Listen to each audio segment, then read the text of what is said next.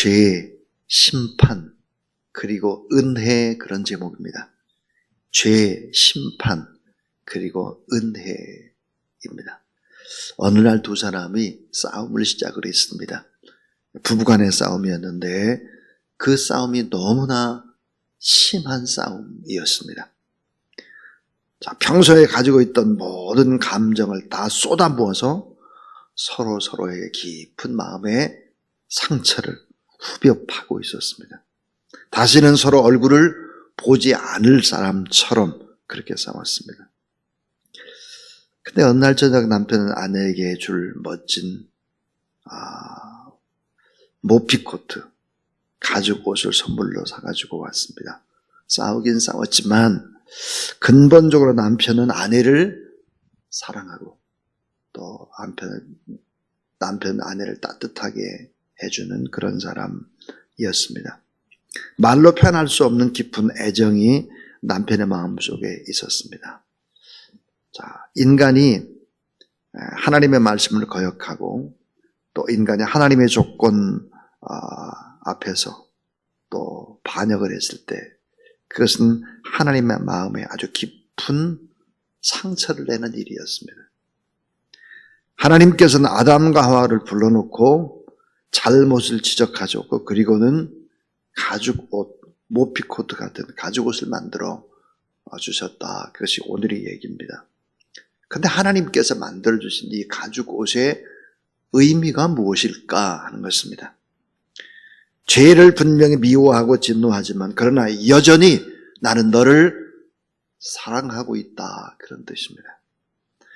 난 너에게 말로 표현할 수 없는 애정과 변함없는 동정심을 가지고 있다. 이 마음의 표시가 바로 가죽 옷을 지어서 입히는 것입니다. 자, 창세기 1장에서부터 11장에 보면 네 토막에 동일한 이야기가 소개되고 있습니다. 반복되는 네 토막의 이야기. 자, 제1토막입니다. 그것은 창세기 2장에서부터 3장이죠. 똑같은 것이 반복이 되는데요. 아담과 하와가 하나님께 불순종합니다. 죄죠, 죄. 죄를 짓습니다. 그런데 그들의 죄가 비참한 결과를 가져오죠. 심판합니다. 죄, 그 다음에 심판. 하나님은 그들을 찾으시고 그들에게 오늘 본문에 가죽 옷을 지어 입힙니다. 무화과나무 잎으로 만든 옷은 얼마 가지 않죠. 며칠 가지 않습니다. 그래서 짐승을 피 흘려 죽게 하고 가죽 옷을 만들어서 가죽 옷을 입히는 것이죠. 은혜입니다. 그러니까 죄, 심판, 은혜입니다. 자, 제2토막입니다. 그건 창세기 4장입니다. 창세기 4장. 자, 가인이 동생 아벨을 죽입니다. 이 죄죠. 자, 하나님이 면전에서 가인을 어떻게 할까요? 내쫓아버립니다. 이것은 심판입니다. 근데 또 하나님이 가인에게 보호의 표를 주십니다. 보호. 어디를 갔든지 잘 보호를 받을 수 있도록 보호의 표를 주시죠. 이건 뭘까요? 은혜입니다. 은혜. 자, 제3 번째 토막. 창세기 6장에서부터 9장입니다. 하나님의 자녀들이 성적으로 윤리적으로 타락을 거듭합니다. 이게 죄를 범하는 것이죠. 하나님이 홍수로 세상을 다 멸해버리는 것이죠. 심판입니다. 또 하나님은 노아와 그의 직계 가족들 그리고 동물들을 보존하시죠. 은혜입니다. 은혜. 계속 반복되죠. 죄를 져요. 하나님은 공의의 하나님이 돼 심판을 해요. 사랑하기 때문에 뭐예요? 은혜를 또 베풀어요. 제 네 번째 토막은 창세기 11장과 12장까지입니다.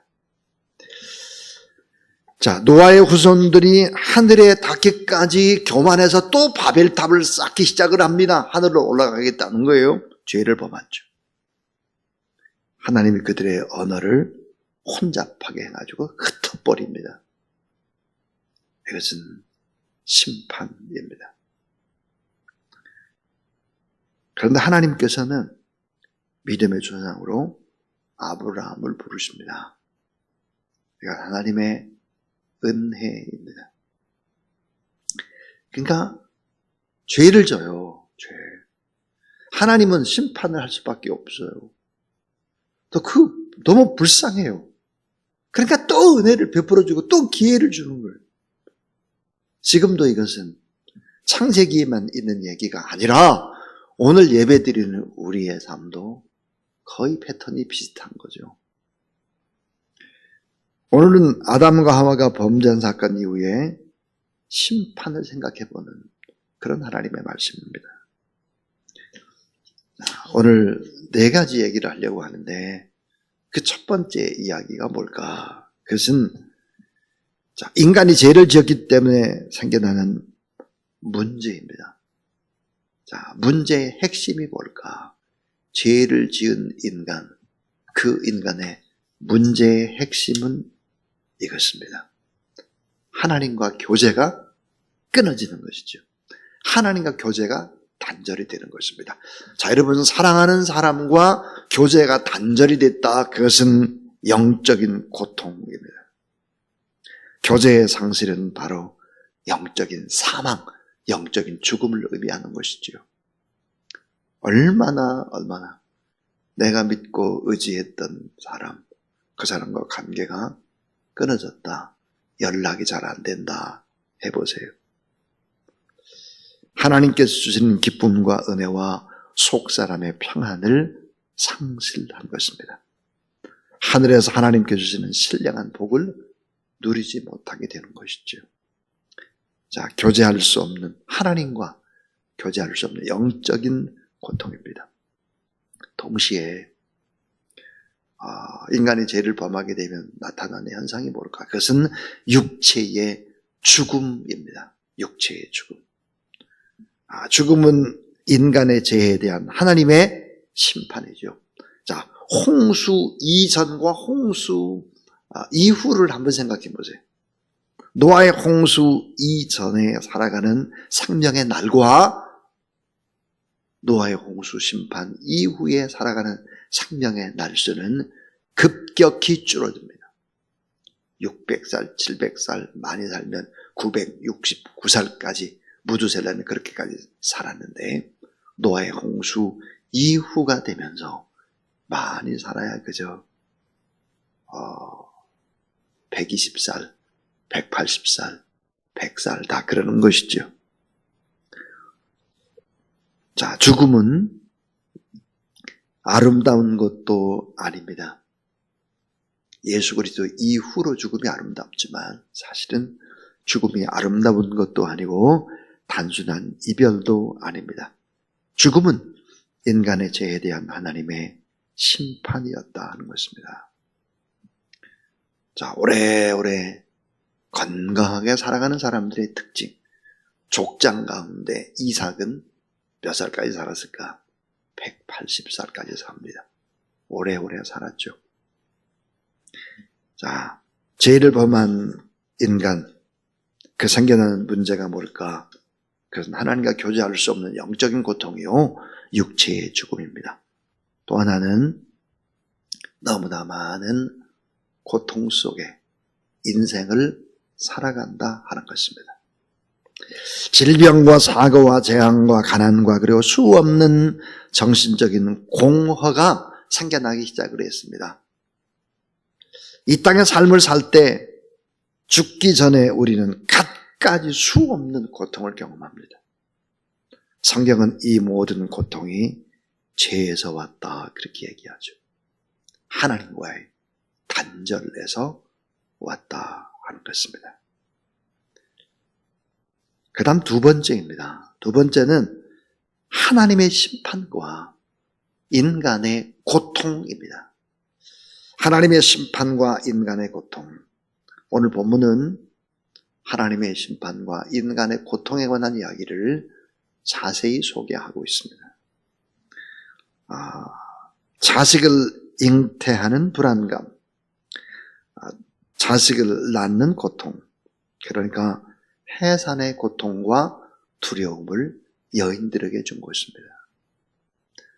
아이를 임신하고 아이를 낳는다.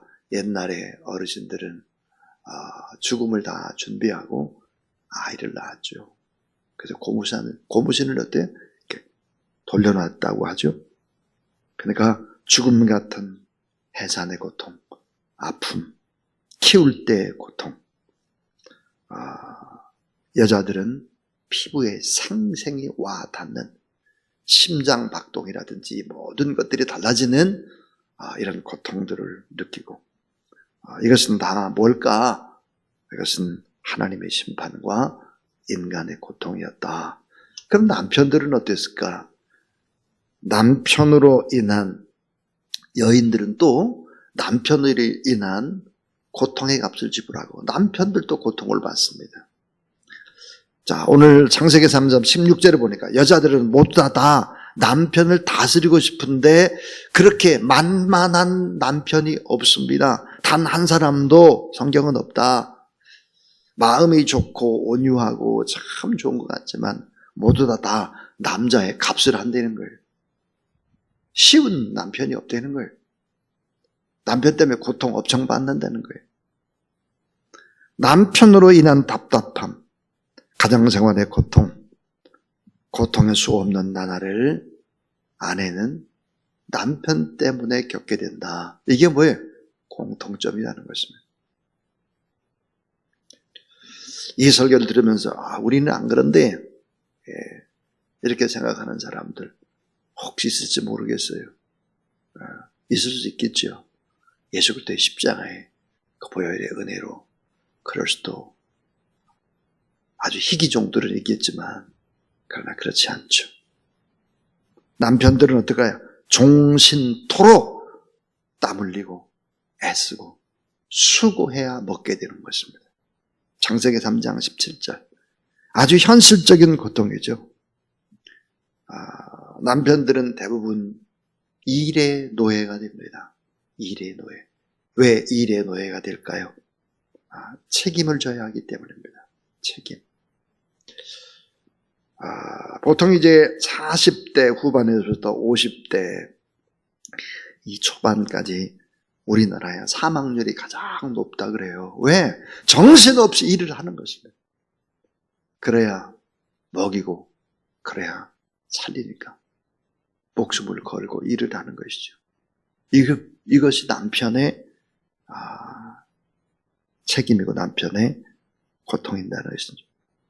남편들의 한숨, 축 처진 어깨, 그 누구도 알 수 없는, 아무리 사랑하는 아내라도 도저히 이해할 수 없는 그런 것들이 남편들에게 있다 하는 것이죠. 산다는 것이 쉽지 않고 살아낸다는 것이 옳죠. 오히려 살아내는 거예요. 오늘 하루를 내가 사는 것이 아니죠. 내 안에 계신 주님을 위해 내가 살아드려야지, 이런 마음을 가지고 인생을 살아가는 것입니다. 또 하나, 하나님의 심판과 인간의 고통이 뭘까? 그것은 흙으로 가야 하는 죽음의 공포입니다. 그 누구도 죽음에서 자유로울 수가 없죠. 죽는다고 하는 것은 믿음이 있어도 고통스러운 일이기 때문입니다. 흙으로 가야 하는 죽음의 고통이다. 창세기 3장 19절입니다. 죄를 지은 인간은 죽어야 하는데 즉각적으로 죽음이 오질 않고 그 죽음을 잠시 유보시키고 있습니다. 오늘 우리는 누굴까? 사형이 이미 확정된 사람입니다. 사형이 확정돼 있어요. 그런데 그 집행을 연기해주고 있는 거죠. 자, 사형이 확정됐어. 이제 집행을 남기고 있어요. 연기해주고 있어요. 이 연기하는 기간 동안에 예수 그리스도를 나의 주, 나의 하나님으로 영접하면 죽음은 축복이 되는 것이죠. 그런데 이미 죽는 것이 확정된, 사형 집행이 확정된 그런 사람에게 잠깐 인터벌을 주고 있는데 이 기간 동안 예수 그리스도를 믿지 않고 자기 스스로 인생을 개척해 보겠다, 자기 스스로 행복을 찾아보겠다, 어리석게 그렇게 살아가는 사람들은 점점점 인생의 후반부로 갈수록 불행해지는 것이죠. 그것이 성경입니다. 자, 세 번째 이야기예요. 죄와 심판의 극복은 어떻게 가능할까 하는 것입니다. 죄가 이렇게 무서워요. 심판이 이렇게 무섭습니다. 이거 극복 어떻게 가능할까 하는 거죠. 자, 인간이 죄를 지었기 때문에 생겨나는 고통, 하나님과 교제할 수 없는 영적인 고통이다 그랬습니다. 교제의 상실이라고 그랬습니다. 그런데 여러분, 예수 그리스도를 믿게 되면 영적 사망에서 어떻게 되나요? 해방되고 자유롭게 되고 예수 그리스도라고 하는 다리를 통해서 그 다리가 하나님과 우리 사이의 다리가 예수 그리스도 십자가를 통해서 연결이 되죠. 그래서 하나님과 교제와 관계가 회복이 되는 것입니다. 오늘 이 새벽에 회복됐기 때문에 이 자리에 나와서 하나님을 예배하고 찬송하는데 하나님이 얼마나 기뻐하시겠습니까? 또 하나, 육체의 죽음입니다. 죽음은 사망의 시작이 아닙니다. 여러분, 죽음이라고 하는 것은 사망의 시작이 아니죠. 예수 그리스도를 믿게 되면 죽음의 시작, 사망의 시작이 아니라 참된 행복의 시작이다. 왜 그럴까요? 예수 그리스도는 죽음을 정복하셨기 때문이죠. 죄를 정복하셔서 우리에게 자유를 주셨고 죽음을 정복하셔서 우리에게 참된 행복을 허락하신 예수 그리스도. 자, 그 다음, 너무나 많은 인생의 고통을 우리가 지고 살아간다 그랬어요. 고통. 인생이 쉽지 않다 그랬어요. 자, 남편도 쉽지 않고, 남편도 아내가 쉽지 않고, 이 세상 살아가는 것이 다 고통이고, 그렇다고 말했습니다. 그런데 여러분, 예수 그리스도를 믿게 되고, 십자가의 그 고통의 의미를 깨닫고 나면, 인생은 달라지기 시작을 합니다. 고통의 의미를, 그 가치를 깨닫게 되면, 그 의미를 깨닫게 되면 의미 있는 고통, 장래가 밝히 보장되어 있는 오늘의 땀 흘림, 오늘의 고통이 오히려 환희가 되고 더 아름다운 역전이 된다는 이 고통의 의미를 알게 되면 예수 그리스도를 믿으면 어떻게 될까? 예수 그리스도를 믿으면 해산의 고통과 두려움이 없을까? 있죠. 예수 그리스도를 믿게 되면 남편으로 인한 고통, 아내로 인한 고통이 없을까? 있죠. 또 예수 그리스도를 믿게 되면 남편들이 직장에서 땀 흘리고 애쓰고 수고하는 그런 것이 없을까? 있어요.